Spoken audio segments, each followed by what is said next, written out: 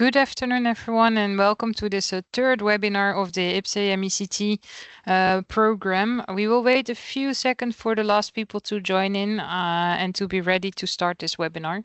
So please stay tuned and we will start soon. Okay, now that the latest participants have joined us as well, please let me officially welcome you to the third webinar of the IPCEI MECT, which is entitled The Road to EUV Lithography, the Role of European Collaborations in Keeping Moore's Law Alive.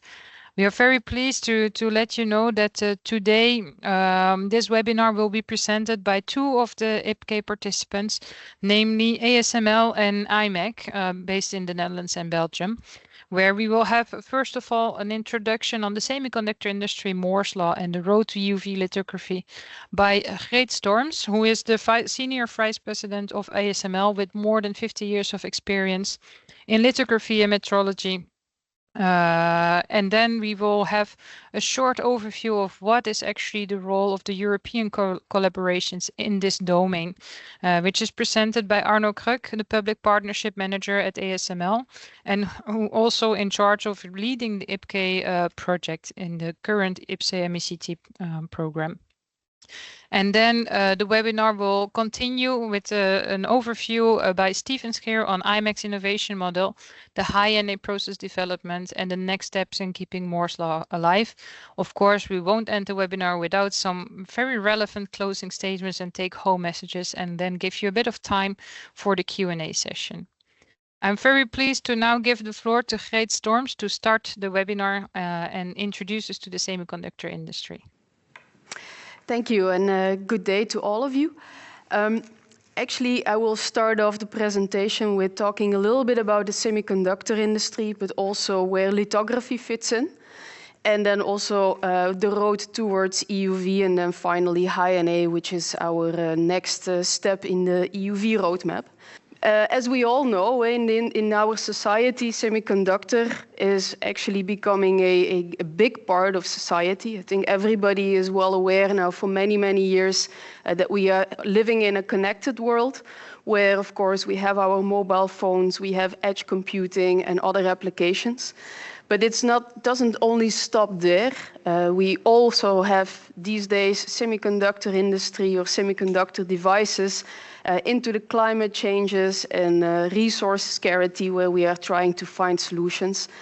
And eventually also in the social and economical shifts where we will be using these type of devices in automation, in healthcare, and also in our working environment by working remotely. So many areas, many applications where semiconductor industry is playing today a very big role in our society. Now, if we look into the appetite of the consumers, also there is a very big trend, or a trend where we see that the adoption of new functionalities, new features, is going much faster. So if we take this example, and this was published by NVIDIA some time ago, where they made a comparison on the first type of applications on our smartphones. I think everybody is aware about WhatsApp, which got introduced in 2009. It took about 49 months to get to more than 100 million users to adopt this type of application on the smartphones. Now, if you look at all the other applications, I think everybody being aware about Facebook, Snapchat, Instagram, you see that these type of applications along the way, it took much less time to get to this 100 million users. Even up to the point where the first AI application, ChatGPT, only took up to 2 months before we actually use this, get to this user base. So everything is much more accelerated. The environment, the society is adopting much more rapidly these type of applications. And especially moving towards generative AI, we expect that this will even go much faster and even with more applications to come. Now, if you look at how this reflects towards the total semiconductor market, what you see is all of these different applications are getting connected by artificial intelligence. And if you translate that into the scale or the size of semi sales, we have a projection that by the end of this decade, we will end up with the semi sales of about $1 trillion. And of course, depending on what sources you actually reference to, this could even become higher. So this is even at the, let's say, more conservative forecast that we would, by the end of this decade, end up with a $1 trillion semi sales. Now, if you dive into these numbers a little bit more, is that you see that about 40% of this growth is defined by high computing applications, where, of course, AI is dominating that application base. So in that sense, I think we are in an industry that is growing, that is a good place to be. And in order to get there, of course, the semiconductor industry needs to make continuous innovations to allow us to have the right level of fast computing, the state-of-the-art chips to support this market. Now, in getting actually these applications produced, one of the critical aspects is, of course, lithography, and that's where we're talking about here in this webinar today, where ASML is contributing to. But also, in order to develop these chips and produce these chips, there are many, many more processes in order to get to a final device that, of course, foundries, memory customers, and suppliers are generating to the end users.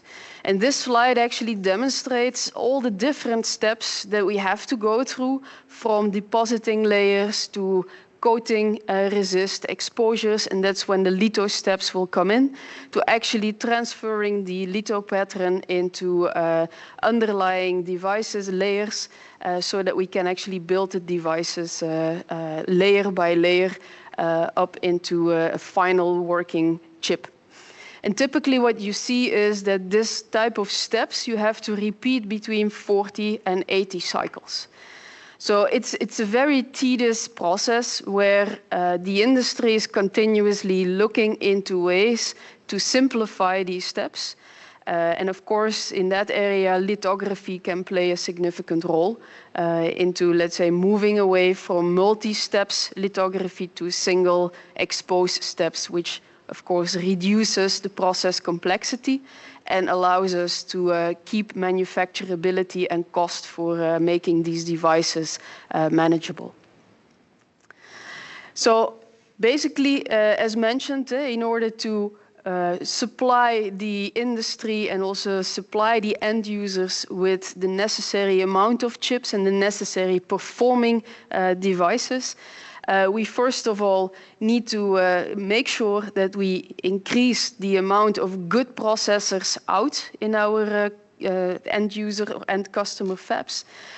We need to optimize every process, make sure that we simplify the overall process flow, and while doing so, of course, cost is a main driving factor in order to keep all these applications and all these devices affordable to the end users, which is actually the end user, so our society and everybody actually in our society.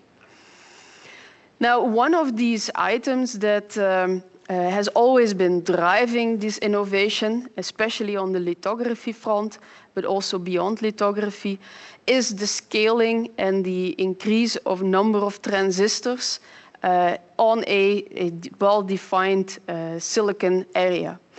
And in 1975, one of the Intel employees, Gordon Moore, he made a projection that if we want to basically deliver the continuous innovation increase, we would need every 2 years to increase the amount of transistors on a silicon device and multiply it by 2. So every 2 years, we would double the amount of transistors on a single piece of silicon. Now, what you see is that he actually made this projection that this is where the industry would have to go to. And that was called, in the end, Moore's Law. And he started up saying that this is, let's say, the way to create innovation moving forward. But in the end, it kind of became a almost self-propelling prophecy that this law was driving the semiconductor industry to indeed make this 2-year cadence, make this scaling of the transistors possible, mostly by, of course, lithography and the simplification of many more process steps in the chip manufacturing. So up until today, so when we started off with the introduction of Moore's Law in '75, all the way up to where we are today, this 2-year cadence and a multiplication of transistors have effectively been in place. Now, how do you do this? Lithography plays a significant role in that part. If you look at the formula at the upper right corner on this slide, CD stands for, of course, the critical dimension in printing the smallest features required to build semiconductor devices. And there are basically 2 parameters that enable us to scale this, or basically shrink the CD, so keep scaling down these features and multiplying thereby the amount of transistor on a silicon area. And these 2, let's say, knobs that we can turn is on one hand side the wavelength, so lambda, and on the other hand side the NA, so the numerical aperture of a lithography system. And if you look at let's say the past when we started building lithography systems, we started off in 1984 with the introduction of the PAS 2000, where we are in an area of, let's say, the wavelength of around, let's say, 300 to 400 nanometer plus, where we were exposing our devices with. The way forward was in that area to basically go to smaller lambdas, smaller wavelengths. So we entered the UV bandwidth of light, and that allows us again to keep on shrinking the devices, shrinking the features that we print on wafers. And it continues moving towards ARFI, or what is used to call ARFI, so moving towards 193 nanometer wavelength. Introduction later on with immersion, so there we are allowing, with the addition of, let's say, a water film in between the lens and the wafer, to increase the numerical aperture. So that was at that time the first time that we also had a significant change in not just wavelength, but also in numerical aperture. And then the next big step was moving down the wavelength to 13.5 nanometer, which actually comes into the EUV light, where today our latest state-of-the-art lithography systems are actually exposing light with 13.5 nanometer light. And then the latest addition in, let's say, the lithography world is, again, the EUV system, but then increasing, again, the numerical aperture from 0.33 to 0.55 NA, allowing an additional way to scale and to continue Moore's law in scaling features down to the levels that is required today in, let's say, roughly the N2 and A14 nanometer nodes that our customers are developing today. These are here a couple of examples where you see the introduction of EUV. It took quite a long time. It was in 2006 quite challenging to get 13.5 nanometer light to basically develop the source and bring it up to a level that it can be used in a lithography system. So we started off in 2006 actually with one of the first EUV tools also being installed at imec at the days, where we worked together with imec to enable the process development and demonstrate for the first time 28 nanometer lines and spaces with an EUV lithography system. Then it took us a few more years, 2010 and actually up until 2013, where we had the first tool, so the 3300B, installed in volume manufacturing, where the end fabs that are producing the chips were actively using those EUV systems in volume production. And then in 2019 was actually the huge technology node which output significantly amount of volume wafers that ended then also in the end user devices as we know it today in mobile phones and so forth. We did not stop there, so even with the 3400C, we saw still room of improvement in imaging performance, but also in productivity. So again, back to making this a cost-efficient and cost-beneficial way of producing chips. We improved the productivity, so we improved the length of the tool and also the stages so that we could expose much faster and have many more wafer output with the 3600D, which eventually, even up to today, is the main workhorse in the customer or the manufacturing fabs for devices in logic as well as in DRAM. And then moving forward, getting to 2023, that's at the end of the year, we first shipped our first high-NA EUV system, which is again allowing us to make another step in scaling devices. And as you see below, the first images on line spaces, but also contact type of patterns, where we made yet another significant boost in the imaging capability of EUV lithography.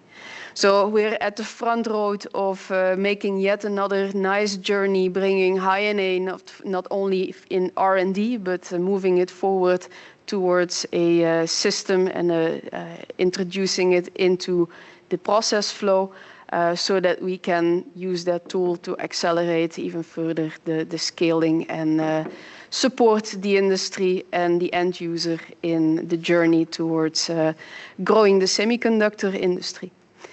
And I think with that, I would like to hand it over to Arno. Thank you, Greet.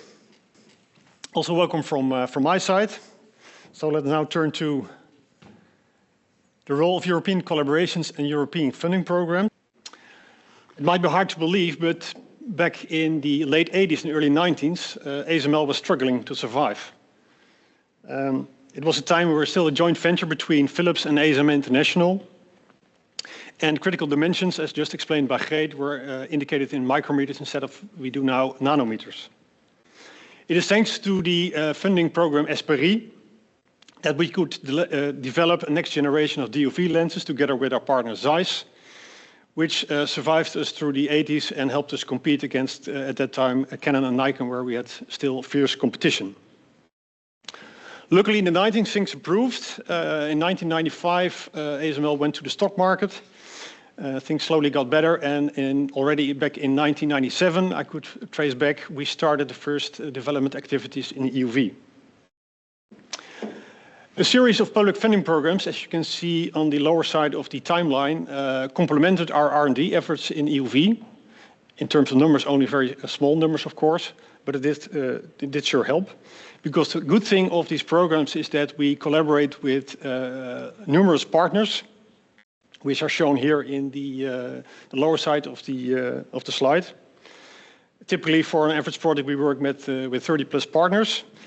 And this allows us to work on a broad range of topics, which goes beyond just the lithography tool, but also the related process technology and even metrology. And normally we see a lot of synergistic effect if we work with more partners on the same topic.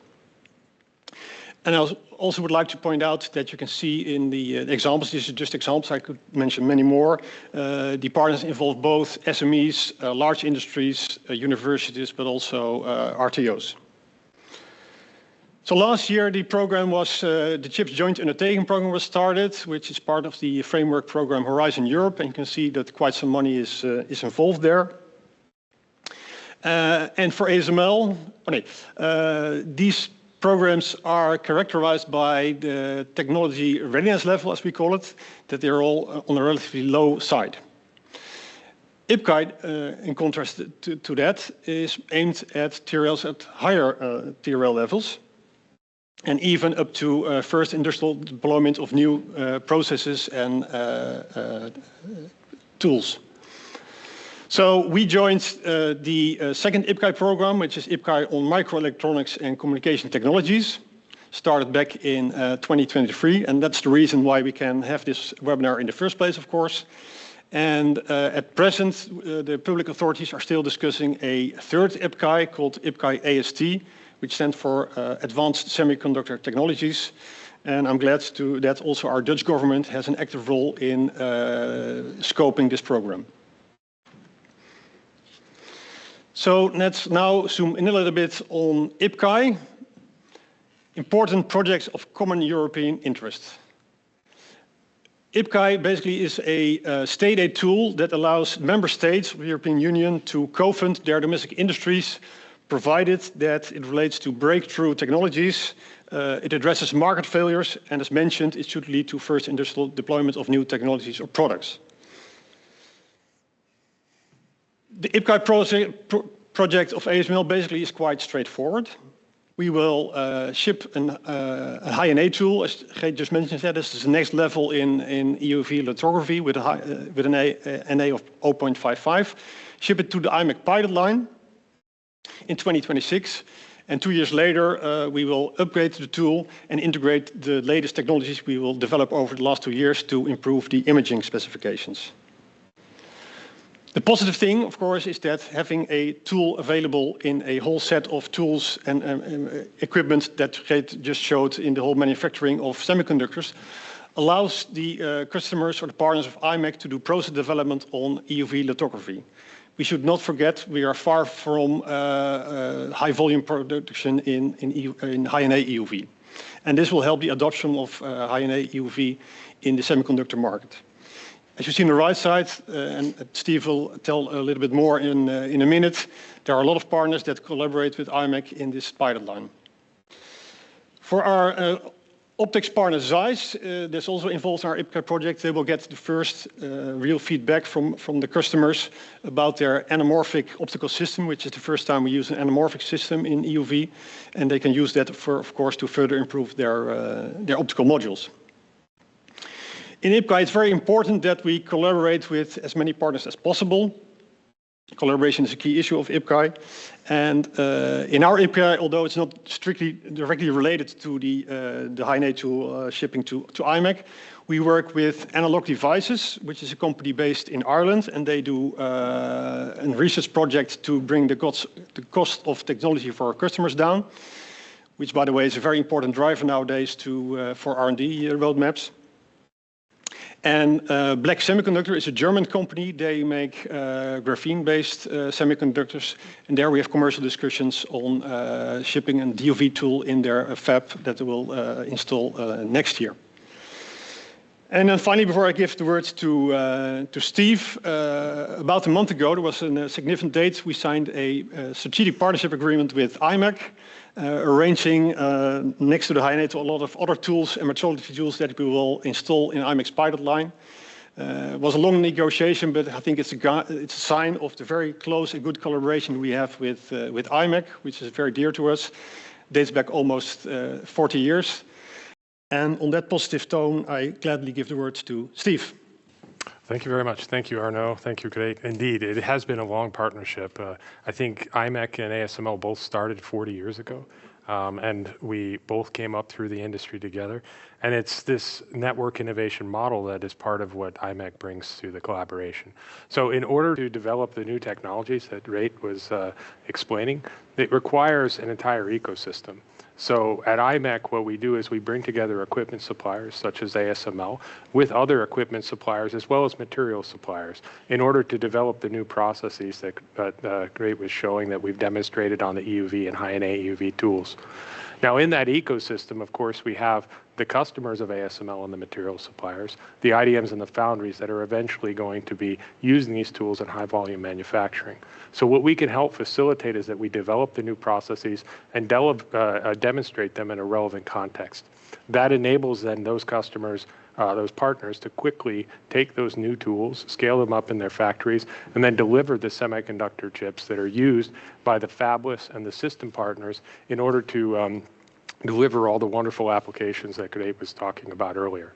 Now, this network innovation model is very important, and at imec, what we do is we bring together a very broad ecosystem. So in the context that we have actually over 200 partners, and in the context of the semiconductor industry, we're bringing in partners from all of these different slices of the industry. So we work with equipment partners like ASML, Zeiss, and also other European equipment partners. We also work with Zeus, we work with EVG, we work with Axtron. So the entire ecosystem, in order to demonstrate that equipment, we also then bring in materials manufacturers like BASF, and we work towards end applications that might be used by a Bosch or a BMW. So in this way, we're helping to support the ecosystem here in Europe from the material suppliers through the equipment suppliers to develop those applications that can then be used to support the ecosystem here, but also importantly globally, because the customer base for the European ecosystem isn't just in Europe, but it's a global ecosystem. And imec is bringing all of that here to Europe so that you can collaborate and we can develop the tools of the future for the industry. Now, a couple of years ago, we were talking about how we take the next step on this journey for EUV, the high-NA EUV journey. And of course, we have the ecosystem at imec, and we've been partnering for many, many years on patterning with ASML. And it's funny, looking at the slides that Kruk was showing, many of those tools are tools that we had brought in the fab and we had collaborated on together in order to take that next step. But as we were talking about high-NA EUV and how to take that next step together, we recognized we have a lot of the infrastructure at imec in Leuven. Right? We have some of the 0.33 NA scanners, the DUV scanners, also the metrology and the steps that would be used in the processing before and after the lithography, as Kruk was showing, as well as the lab to do some of the characterization. But we also recognize that high-NA EUV was going to have a much steeper acceleration or ramp curve into high volume manufacturing.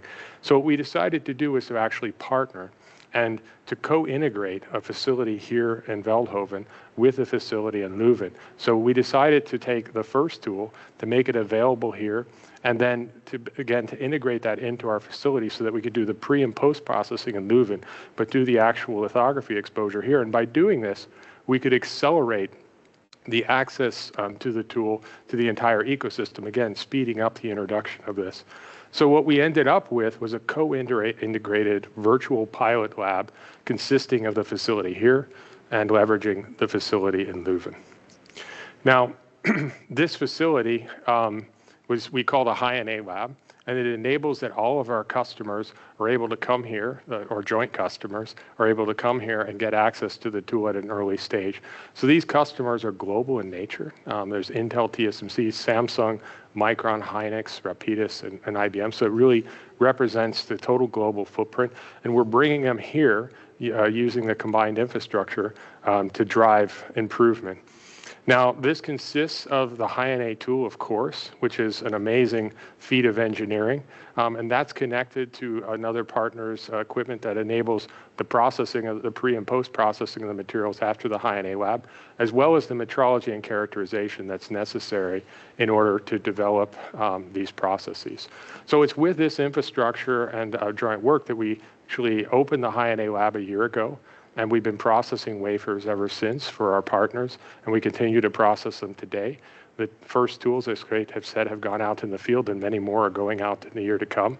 And we expect that this will significantly accelerate and enable those customers, once they get the tools, to be able to quickly implement those processes and, again, put them in manufacturing much more quickly. Now, Kruk was talking about Moore's Law. And it's interesting, you know, we were looking at the scaling and how scaling has kind of progressed over the past years. And of course, if you look from the 1960s or 70s through the mid-2000s, actually things were progressing at a rate of about 2x per 2 years in terms of the total compute density and computing power available as a result of scaling. But what's happened more recently with all of the applications, especially things like large language models from ChatGPT and other large language models, you see this tremendous acceleration of the amount of compute being applied. And it's increasing. Instead of 2x every 2 years, it's actually increasing at a rate of about 16x every 2 years. Now, this is fantastic growth. I mean, this is explosive growth. And the question is, how is it that we're able to support this, right? I mean, of course, the high-NA tool and equipment like that plays an important role, but there are some fundamental pivots that are happening in the applications, as well as how we're actually supporting this growth in compute needs. And that really comes from system scaling. So if you think about what Kruk was explaining in terms of making individual devices, you have a logic device, you have a memory device, and then you have a way of interconnecting all of them. And typically in the past, you've focused on developing more transistors into a single chip or SoC, and of course integrating the memory. But now what the end users are looking at is, how do you scale not just the individual chips, but an entire system? I mean, the entire system consists of a collection of logic chips with memory chips that are co-integrated on a board with a 2.5D interposer, which is interconnecting all of these. And in this case, what you're doing is you're co-optimizing the individual chips, so you continue to drive Moore's laws forward and functional scaling in logic as well as in memory. But in addition to that, you also have to think about the system aspect and how you can bring all of these elements together in a compact system and deliver the best possible performance. Now, if you look at the logic roadmap and functional scaling, we're right now, as Fate was saying, we're at the pivot between N3 and N2 node, and N2 is now going into production. And that represents a transformation from the FinFET device to what we call a nanosheet device. And the nanosheet device, it has better electrostatics and overall better performance, so you can get more compute for lower energy. We expect that the nanosheet device will last about 3 generations. So you get N2, A14, and then A10 node. After that, we'll transition to another device, and this device is called a CFET, or complementary FET.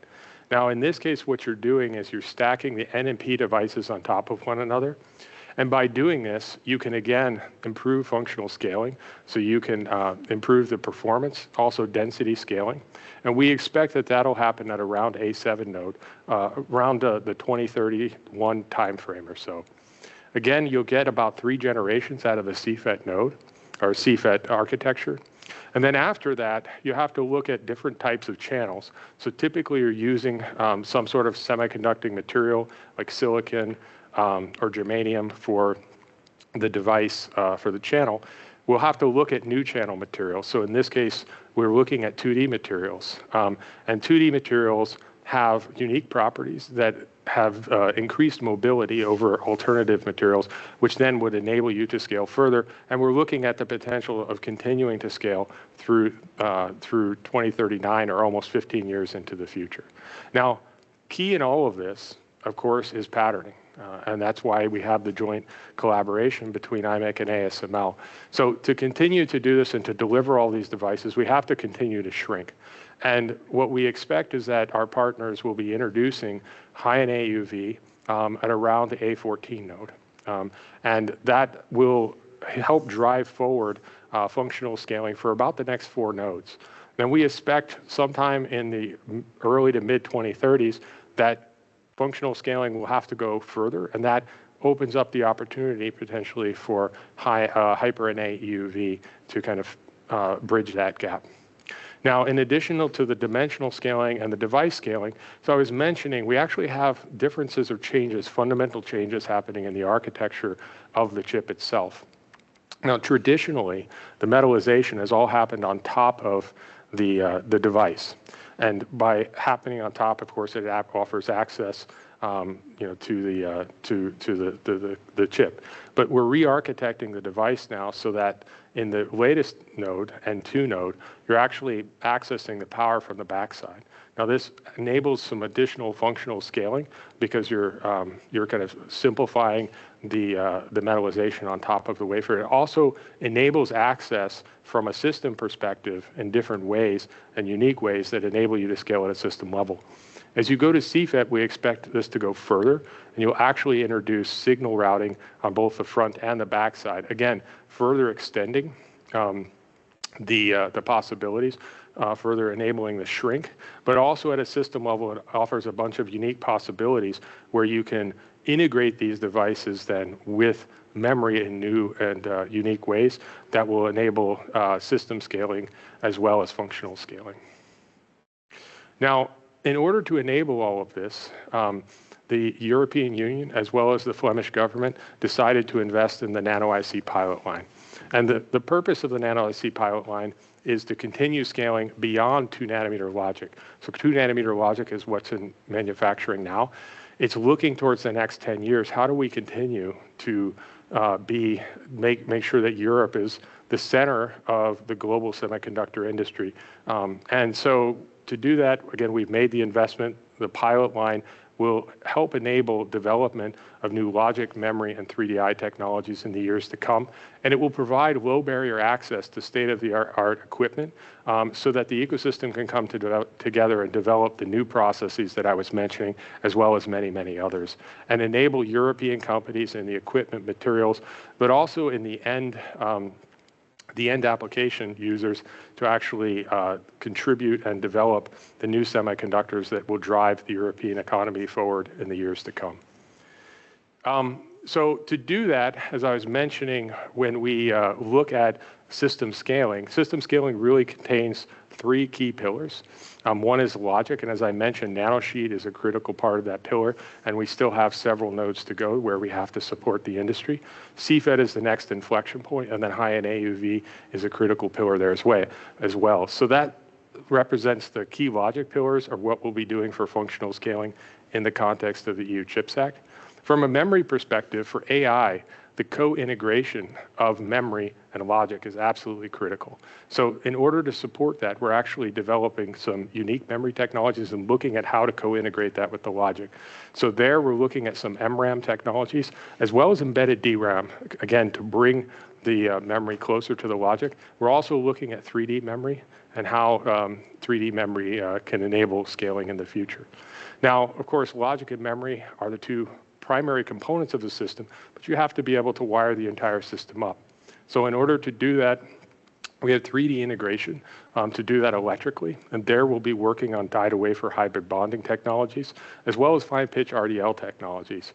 And then to increase the bandwidth even further, eventually you'd want to move to optical interconnects instead of just electrical interconnects. And there we're working on integrated 3.5 lasers and optical interposers, which will enable further scaling up of systems and for the AI evolution or revolution to continue for years and years to come. So thank you very much. Yeah, if you click one more, Steve, then. Okay.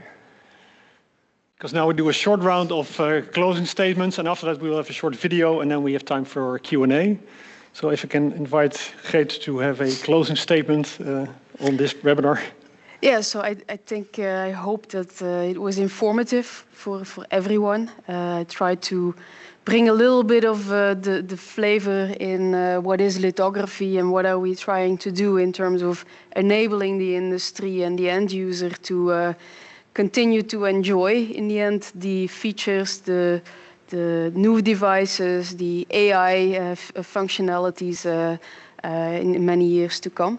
So I hope that it was informative and that we provided a little bit of insight on what role lithography and ASML is playing in that environment. Nice statement. Thank you, Geet. Steve, can I give to you for your final remark? No, if I look back at the past 40 years, it's been a fantastic journey together as ASML, but in the broader ecosystem. And it's fantastic the way that we brought all of this together, working together, we brought the ecosystem here to Europe. And I think with the new investments that Europe is making in the relationship, but also in the pilot line, it really enables us to continue on that trajectory to keep Europe at the heart of the semiconductor industry for decades to come in the future. So I think the future is very, very bright for semiconductors in Europe. Okay, then the honor to me is to make the final closing statement. So maybe first on a personal note, I mentioned we work with a lot of partners in the European ecosystem, which of course is a lot of fun. So I have the luxury to work not only for a great company, but also I have the chance to work with a lot of other great companies in Europe. And not so personal, but more general, I think the European co-funding and the public funding instrument plays an important role in safeguarding and keeping this unique position that we have in lithography, and not only EUV lithography, but lithography in general, which is very important, I think. Nowadays, we will not discuss geopolitics, but it's good to have this unique control point, and let's all work together to keep that unique position. And then now we have the time to look at a beautiful video showing our High-NA tool from the inside.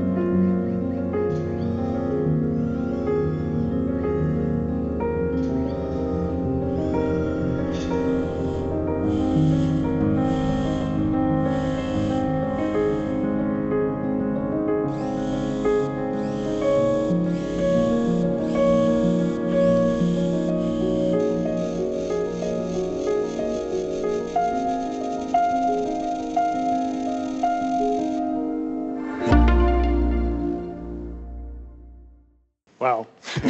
Amazing. Thank you very much, Arno, Geet, and Stephen. It was very interesting to have your view on the semiconductor ecosystem and the role lithography plays in it.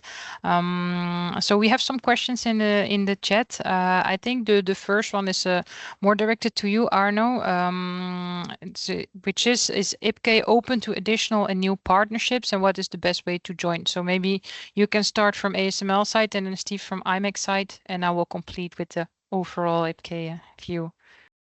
Yeah, sure. Well, like I just mentioned in my the slide on IPCEI, so we're now working on this IPCEI microelectronics and communication technology, which is already running since June 23. But I also mentioned there is this new IPCEI program, Advanced Semiconductor Technologies, which basically is being shaped at the moment. So it will take some time before the scope and the conditions are fully elaborated. But if I've been well informed by our own government, by the end of the year, maybe we will have the first round of call for interests. So that's a pre-proposal. And hopefully already next year they will start for full proposals. And then maybe even end of next year, we can start a new IPCEI program. Thank you. And Stephen, from imec side? Yeah, absolutely. So we're going to continue to support the IPCEI program with ASML. And of course, in terms of partnerships and supporting the European ecosystem, we're happy to engage with any companies that need support. So please reach out, and maybe we'll see your logo on the 200 in the months or years to come. But yes, we're absolutely interested in talking to anybody that needs support in the context of semiconductors and semiconductor development. Great, thank you so much for your support. And indeed, I would like to add that, of course, IPCEI is one of the biggest programs, and with the upcoming third IPCEI in the semiconductor industry already, there's many new opportunities for additional or new partnerships. In addition to that, don't forget also about other European programs in which you can actually prepare proposals and write your suggestion, and of course have bilateral discussions. And I would say in Europe, let's stick together and work together. So don't hesitate to reach out to your peers on this topic. So then another question, what is your feeling about the current status of US strategy versus European strategy, and how do you feel we as a European ecosystem can actually continue the development without being brought into trouble too much by actions outside of Europe? I would say that strengthen what you're good at right now, and that's basically what we do with all the development in EUV lithography. And just looking at the numbers and the funding programs that are available around the world, make sure you're not run behind. So we have to keep on investing in a smart way, also in the European ecosystem. Yeah. Because if we don't do that, then other parts of the world will do so. Very good answer. Maybe Steve? Well, I think that Europe is really in a fantastic position. I mean, you have, with imec and ASML and the other parts of the ecosystem, you really draw people from all over the world, countries from all over the world. And I think that will continue into the future. So I think you're in a great position, and it's something we should continue in the future. Thank you so much. And then a question more directed to you, Greet, which is a rather simplified question. If we look at the images, we see that the smaller the CD gets, the bigger the machine seems to get. So how low should we go? And is there really a need to go even lower? And why do you think this is necessary? And how big will the machine then get? Or is this just a false impression? No, I think it's a true impression that if you look back, the machine has always become bigger while we are trying to print smaller features. I think it is a topic where we have actually been, let's say, working on as well. I think with High-NA, we really recognize also from talking to manufacturers, chip manufacturers, that this becomes an issue. And not so much with reserving space in the fab, but also cost-related, even technical challenges. Building the fabs, building the facilities becomes extremely complicated as well. So it is a topic that we are significantly looking into also our future development of systems. To give an example, so I think Steve mentioned also potentially Hyper-NA moving forward. We're still having that in research, but part of the research scope is also how can we fit this new lens, this new POB, so to speak, in the current footprint of the tools that we have, the High-NA system, so the body of the High-NA system. And we realize that this is actually the only way forward. We have to work on as much as possible commonality, footprint of the system itself, and make sure that we also reduce as much as possible the complexity. Because introducing a technology like High-NA, like EUV, and maybe in the future Hyper-NA, it is a complex endeavor, and we cannot do that, let's say lightly. We really have to consider also the complexity, not just in building the system, but also in introduction into our fabs of the customers that have to produce the wafers. It's very good that you focus quite a lot on the Hyper and ACAS need. There's a follow-up question on this, whether or not it's possible to share any information on the progress, or at least on how confident you are that you will actually have Hyper and A coming out around mid-2030s as presented.